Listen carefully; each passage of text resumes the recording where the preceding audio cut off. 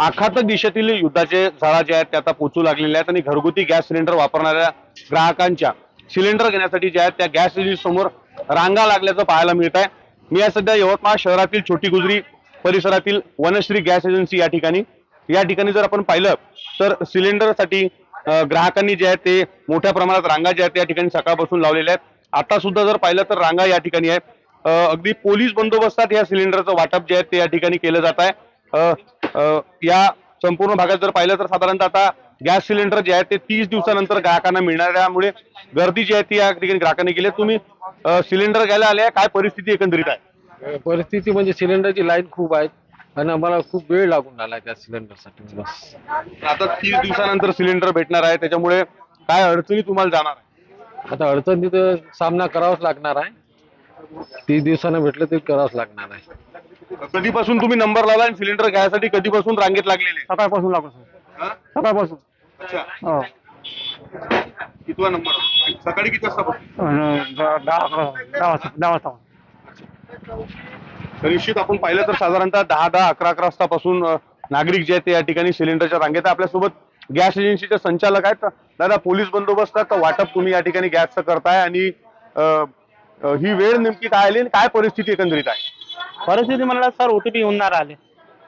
OTP येत नसल्यामुळे लोकांना सिलेंडर भेटत नाही आहे।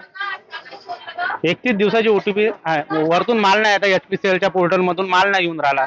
700-800 बुकिंग आहे आमच्यापाशी, 700-800 बुकिंग आहे, पण माल आम्हाला 352चा येऊन राहिला।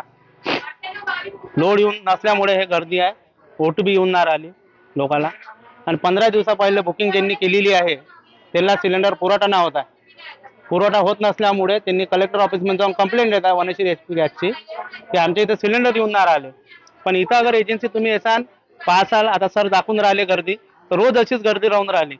लोकांना ओटीपी येऊन नाही राहिले, लोक मारायला येऊन राहिले, सिलेंडर मिळून नाही राहिले त्यांना, त्याच्यामुळे हे गर्दी आहे सर। पोलीस बंदोबस्त तुम्ही या ठिकाणी मागवला? हो, आज मिथुन सरांना फोन लावला, त्यांनी पोलीस बंदोबस्त आज पाठवला। काय कारण? लोक मारायला येऊन राहिले, दुकान फोडतो, तू बाहेर भेट। आता सरांच्या समोर एक जण अक्षर आठवचं नाव घेऊन राहिला, काय करा? याचे तिचे भाई लोकांचे नाव घेतात, चाकू आणते, दुकान फोडतो म्हणते, काय म्हणा भाई लोक। पाहिलं तर या ठिकाणी पोलीस बंदोबस्तामध्ये वाटप जे आहे ते सिलेंडरचं करण्यात येत आहे। गॅस एजन्सी चालकांना नागरिकांकडून जो आहे ते या ठिकाणी जो त्रास नागरिकांना होतोय गॅस सिलेंडरचा, त्यामुळे कुठेतरी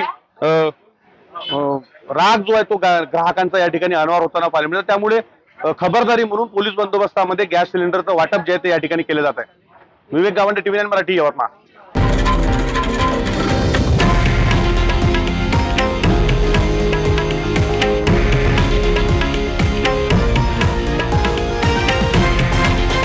हे आहे देशातील नंबर 1 न्यूज नेटवर्क आणि आपण पाहत आहात TV9 मराठी, एकमेव।